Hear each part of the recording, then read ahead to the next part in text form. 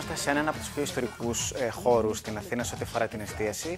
40 χρόνια σχεδόν γαλλικής γαστρονομίας, εδώ στο Σπύρο και Βασίλη. Έχουμε μαζί μας η δεύτερη γενιά του εστιατορίου, τον Γιώργο τον Πολυμέρη. Γιώργο, καλημέρα. Καλημέρα, χαίρομαι πολύ. Θέλω να μας πεις λίγο για την ιστορία του Σπύρου και του Βασίλη, ενός εστιατορίου που σχεδόν μετράει 40 χρόνια. Ναι, το εστιατόριο άνοιξε το 1974 από τα δύο αδέρφια, τον Σπύρο και τον Βασίλη. Και πλέον συνεχίζει στην ίδια φιλοσοφία από μένα και τον πατέρα μου, τον Βασίλη, όλα αυτά τα χρόνια στο ίδιο στυλ κουζίνας και στον ίδιο χώρο στο Κολονάκι. Και στον ίδιο χώρο στο Κολονάκι.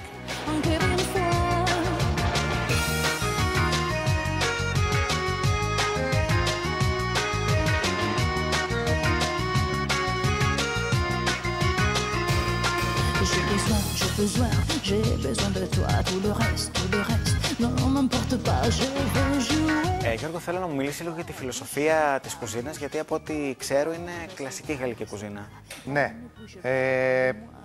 Όπως ξεκινήσαμε, έτσι συνεχίζουμε με την ίδια φιλοσοφία, δηλαδή να έχουμε παραδοσιακά γαλλικά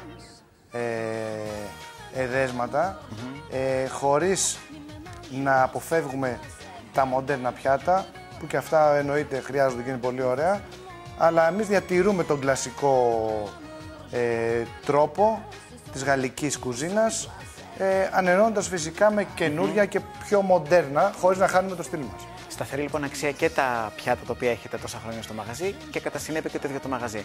Θα μας τα πει σε λίγο ο ίδιος ο σεφ, ο οποίος θα μας παρουσιάσει και χαρακτηριστικά πιάτα από το μενού σας. Ευχαριστώ πολύ.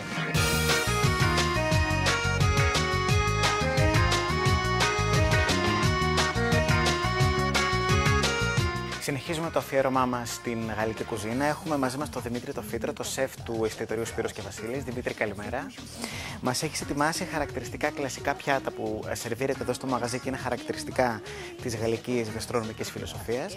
Θέλω να ξεκινήσουμε από τα κρύα πιάτα. Να ξεκινήσουμε από... Αυτό είναι το ταρτάρ.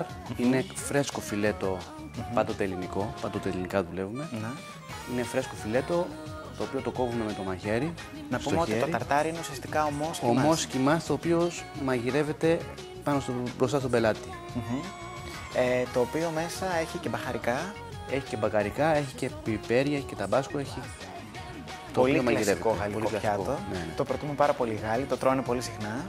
Αυτό είναι πατέ πάπιας. Εμείς το φτιάχνουμε αυτό, είναι σπιτικό. Το οποίο το συνοδεύεις με... με φρούτα του δάσους. Με φρούτα του δάσους. Και πιπέρι φυσικά. Και πιπέρι, ναι. Εδώ συναντάμε... Αυτά είναι σαλιγκάρια μπουργκινιόν. Ζεστό πιάτο. Είναι ζεστό πιάτο. Ναι. Είναι σαλιγκάρια γεμισμένα με σκορδοβούτυρο.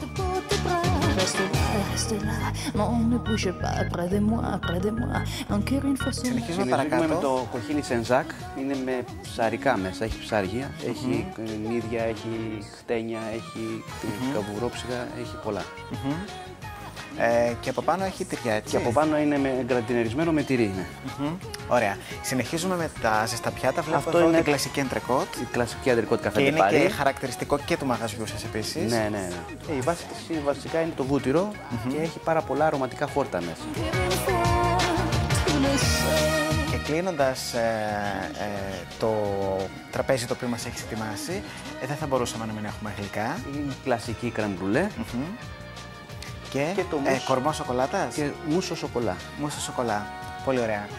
Θέλω να σας ευχαριστήσω και εσένα και τον Γιώργο που μας δεχτήκατε εδώ στο Σπύρο και Βασίλη και να ευχηθούμε άλλα τόσα χρόνια επιτυχία στο μαγαζί. Ευχαριστούμε πάρα πολύ.